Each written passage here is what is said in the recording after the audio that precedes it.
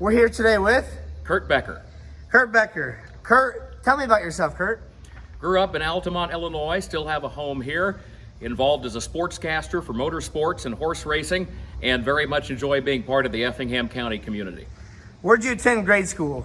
I went to grade school at Altamont Lutheran Interparish School, graduated there in 1983.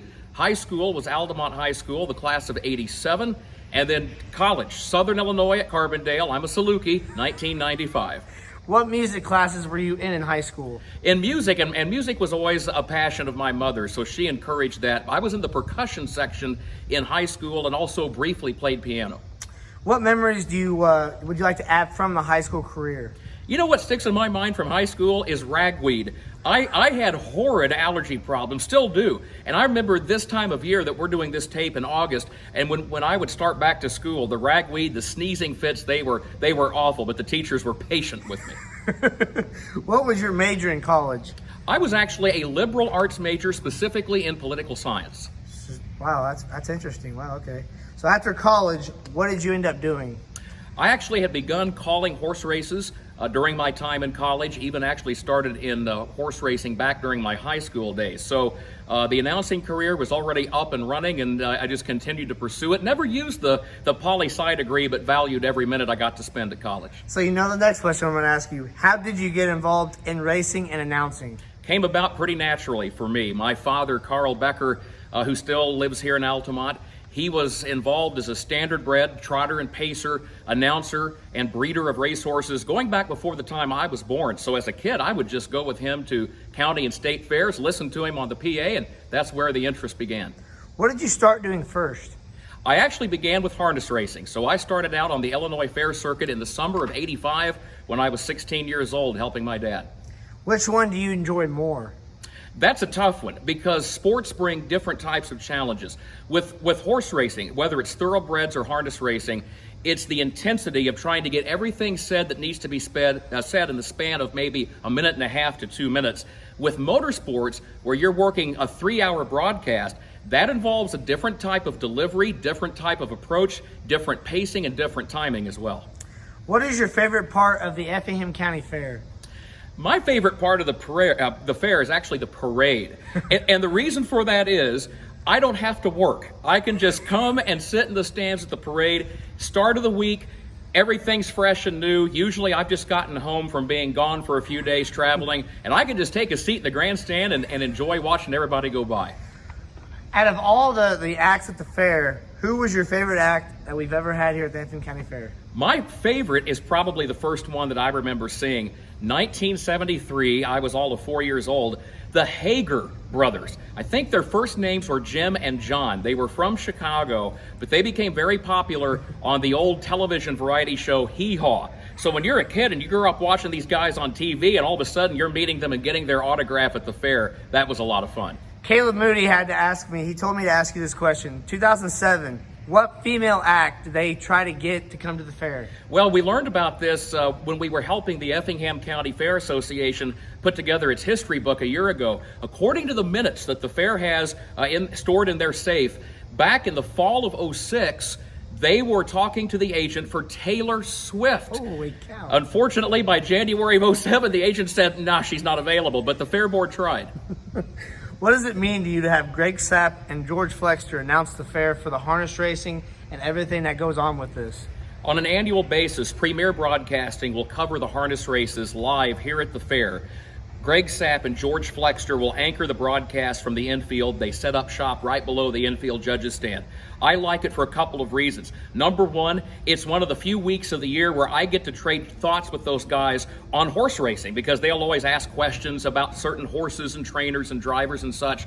And the other thing I like about it is we are practically the only fair statewide that has live coverage of its harness racing program. When Greg and Flex show up to cover an event, it adds instant legitimacy to the event. They wouldn't be here unless they knew their listening audience and their advertisers found it worthwhile.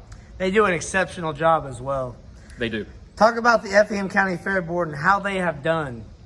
I do not envy the task that the current fair board has had over the past several years. Starting with the fact with the state being in a budget crunch, the pipeline of funding from the state isn't near what it used to be. So the current fair board, those who have served in recent years, they've had to devote a lot of extra time to going out, finding sponsors to help defray expenses. Then they had to deal with the health pandemic, as everyone did this year, but they have steered the ship very well through some trying times.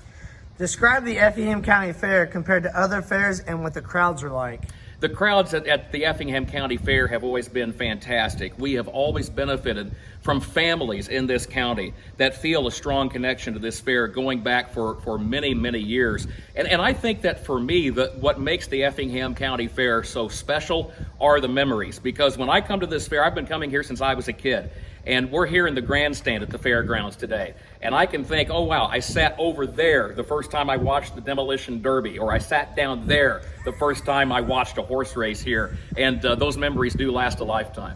I tell you what, last year for me may have been my favorite fair to be a part of because it was Josh Turner who put on an absolute show the Friday night for the Music Act. That was unbelievable with 5,000 people here. And I heard Josh did a great job interacting with the fans. It was a popular show. Unbelievable.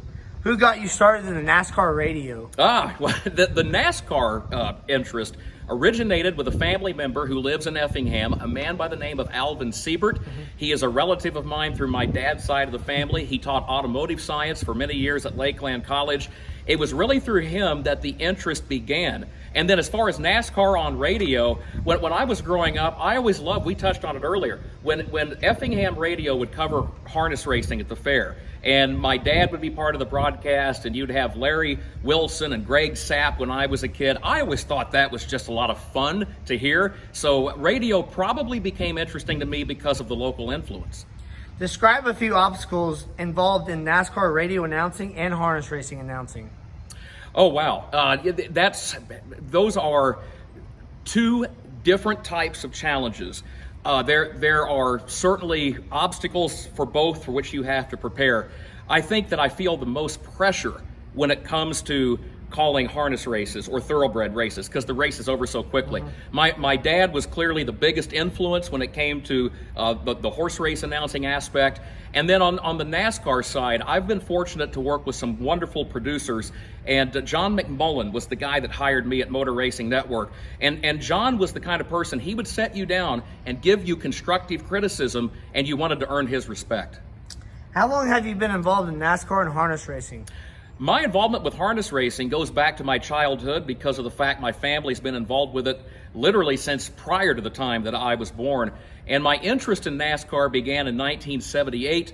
I first wrote a letter to Motor Racing Network in 1985 and got an audition and started working with MRN in 1994. That's a long time. It is a long time, longer than I care to admit. What is your favorite part of being a part of the NASCAR announcing and harness racing announcing? Without question, the people that I've had a chance to meet over the years. There are so many folks, whether it's harness racing, thoroughbred racing, NASCAR racing, I would have never met if not for that. I recently worked a NASCAR broadcast at Road America up in Elkhart Lake, Wisconsin. I was one of 11 announcers for that crew, and I thought about it that day as I looked around the track and thought, these are people I would have never had the pleasure of knowing or meeting unless I had worked in this industry. Talk about your dad, Kurt Becker, as a Hall of Famer now and what he does in general as a father figure. My dad is a member of the Hall of Fame for harness racing, both for the Illinois Hall of Fame and the National Hall of Fame. A couple of years ago, I had a chance to go with him out to Goshen, New York, to see the induction ceremony. My dad and I, people over the years have said to me, you sound like your dad when they hear my voice on the PA. That may be true, but my dad and I are totally different types of people. I'm one of these people, to this day, I get uptight, I pace the floor on a race day. I don't care if it's the fair, if it's NASCAR, what it is. My dad's the kind of guy, he has ice water in his veins. He could roll onto the fairgrounds at the DuQuoin State Fair back when they had a $500,000 feature race, park the car with 10 minutes to post time, go to the judges' stand and never miss a beat. I've never been able to do that. That's crazy. What are your favorite tracks to call when announcing NASCAR? Favorite NASCAR tracks? Daytona always comes to mind. Big part of that is because my older brother John and a friend of ours, Rob Harder, We went down to Daytona. We got tickets for the race back in '89 for the Daytona 500. Someone here in Altamont had them, couldn't go. We got the tickets on Friday, as I recall. So on Saturday we left, we drove straight through, slept in the car in the parking lot off turn 4. I think of that every time I go to Daytona. Talladega was where I saw my first race. Darlington's where I did my first broadcast. And I like Martinsville, Virginia also. Martinsville, Virginia is geographically not far from the area of North Carolina where the Andy Griffith Show was based, where Andy grew up. And everything you see on that show, the people so kind and friendly and such, I find it to be absolutely true when I go to Martinsville, Virginia. That's very interesting. Wow, that's really cool. Favorite tracks to call when doing harness racing? Favorite tracks to call for harness racing? The Effingham County Fair is still number one for me. I've told the fair board before, our speed superintendent, Dean Weatherall, it is a privilege. I don't care how often a person's done it, and I think it means a lot to me, not only because I'm from Effingham County, not only because I got my start at the fairs, but my dad was hired as the track announcer here back in 1965, so I enjoy carrying on that tradition. Describe getting to call the Kentucky Derby.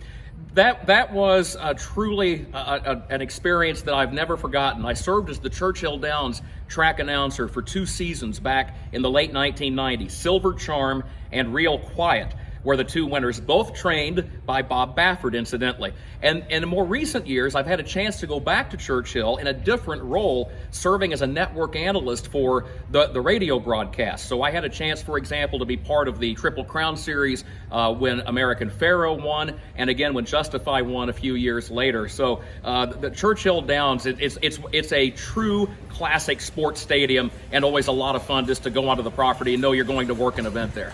Who are some of the people that you get the privilege to work with in NASCAR and harness racing? There have been so many over the years. One that comes to mind when I think back with NASCAR, a man by the name of Alan Bestwick, who was a play-by-play and anchorman for NASCAR, for Motor Racing Network for many years, eventually went to television, eventually went to ESPN.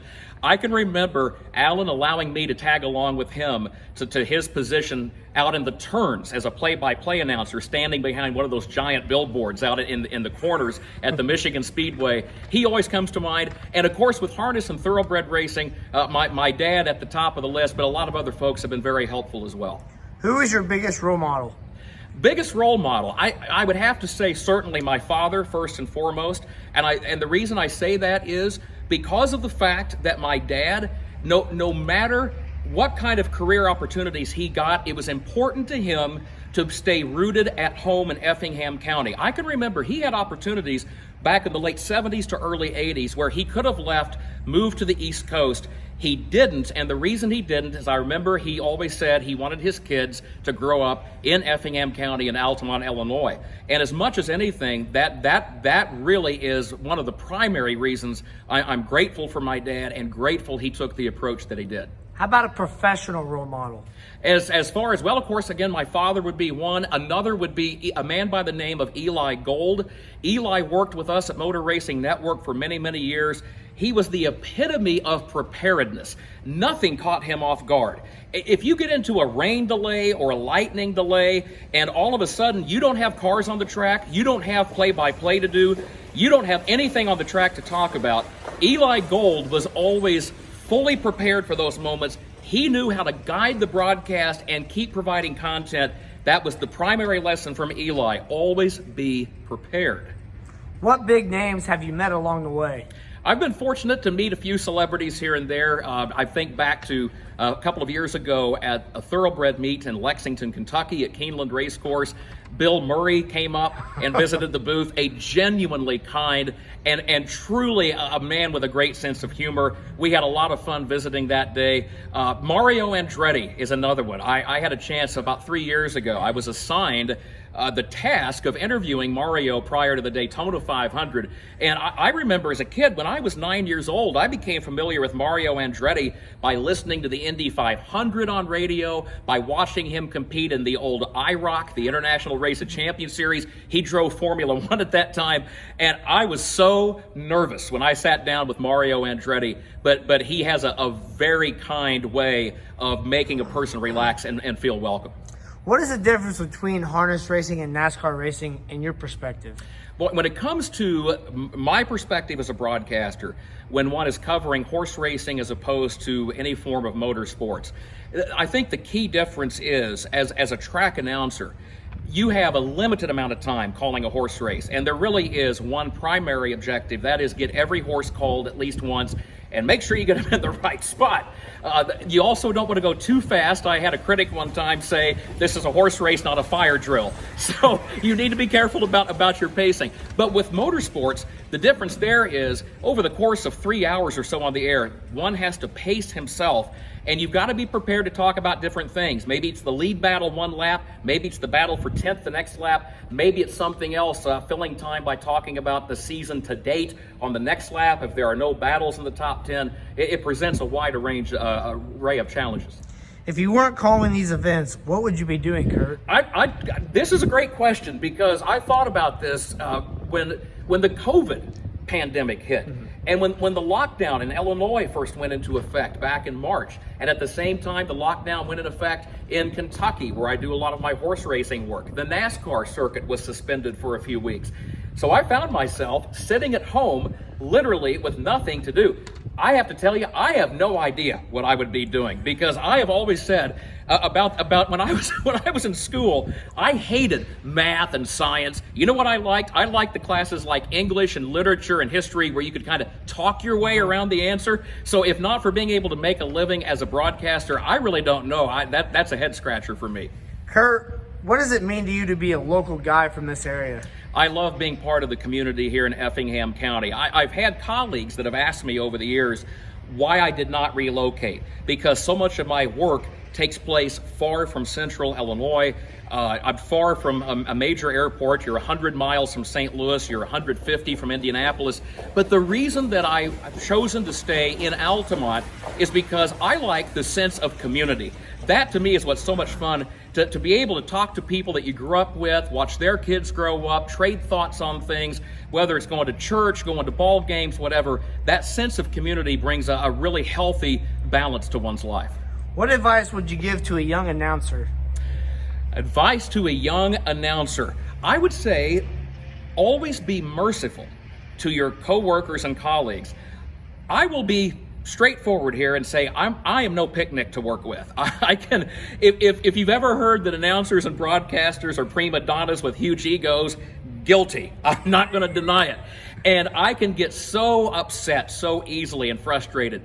When I think back over the years about how many of my colleagues have been patient during those times, even would pick up the phone and call me the next day and say, hey, I know you were a little uptight yesterday. Are we good? Is everything okay? The concern they would show, that taught me a valuable lesson. Always make sure to show that kind of grace and mercy to others. I still fail at it, but I certainly give that advice.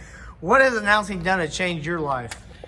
Really, announcing has given me a purpose, because it's a great thing in one's vocation that when you open your eyes and you start the day, that you know what your purpose is, whether it's to sit down and look at videotape and prepare for a broadcast, whether your purpose is to go to the fairgrounds to call races for a day, or to go and go to the racetrack and put on the headset and call a motorsports event.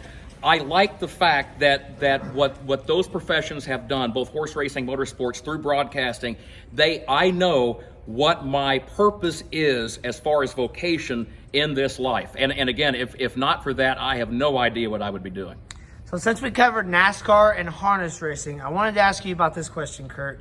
Describe the NTC tournament basketball. I hear the tournament at Altamont.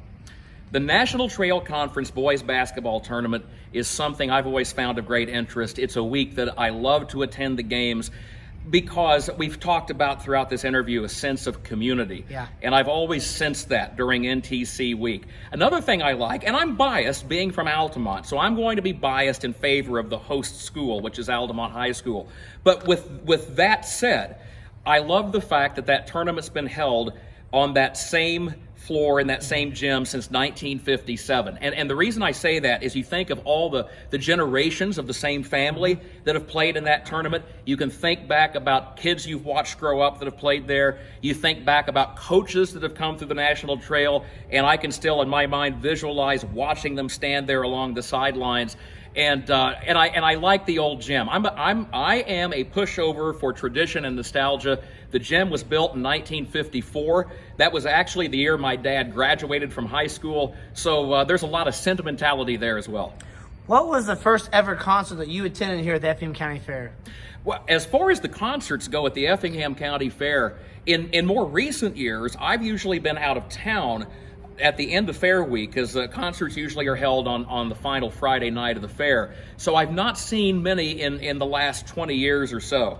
But I do remember when I was growing up back in the 1970s, Barbara Mandrell was here, Crystal Gale and Mickey Gilley performed, Leroy Van Dyke was here. He had that popular song, The Auctioneer. The list goes on and on. When we got into the 1980s, Reba McEntire was here. I got a kick out of the fact that if you look at local and area newspaper archives, the reports will tell you that Reba McEntire performed for a small crowd. And I thought, wow, that would certainly not be the case today.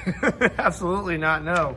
Kurt, in closing, what would you like to tell everybody watching this interview? Anything you want to mention that we didn't mention? Well, we've touched a couple of times on my roots and background on the county fair circuit. If not for the fair circuit, I would not have gotten the springboard that I did to an announcing career. And the fairs are so important. It made me happy that we could come out and do this interview at the Effingham County Fairgrounds here in the grandstand today. And it's something that, even though because of the health pandemic we couldn't have the fair this year, looking forward to 2021 and getting a chance to see everybody once again. And as far as that goes, a big thanks to everyone. There are so many people that help a person along the way. And I will say before we go, I have to mention my mother, because people often will focus on my dad because he was the announcer in the family, he's the horse guy in the family, and that's true. He helped me tremendously.